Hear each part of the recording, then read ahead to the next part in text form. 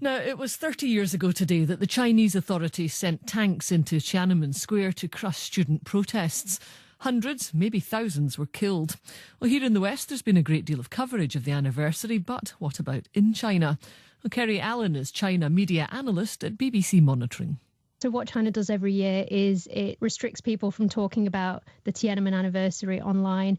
There are government censors who actually remove certain words that refer to Tiananmen. So, I mean, these can be very subtle. Things like 4/6, the 4th of June, 6/4/89, the year of the anniversary. So people can't talk about the anniversary whatsoever.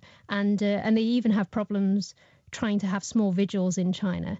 I mean, what people have done in the past is they'll show candles, pictures of candles to commemorate the event, very subtle images. But even the candle emoji, a small little emoji with a candle that you can use on social media platforms, these are actually taken off the platform, so people can't even post these on the day. It does seem remarkable, given, the big social media companies here say, all sorts of things are very hard for them to control when we're talking about, grooming children online. Yet, I mean, the authorities in China clearly have an iron grip on it. They do, and they have one thing that's important to kind of understand is that China only really had the internet in May 1989. Now, this Tiananmen incident happened in June 1989. So China had just got the internet. The internet had just entered the country. And things could have gone very differently. I mean, the censorship that we know today, the fact that China is one of the most tightly controlled media environments in the world, had this incident not happened, we might have had a very free atmosphere in China. But ever since China got the internet, its government has tried to crack down on people mentioning the incident, and it's outright refused this for 30 years, any mention of Tiananmen.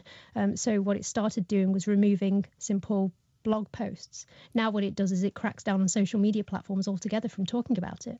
I mean, a lot of Chinese people obviously don't even know Tiananmen happened.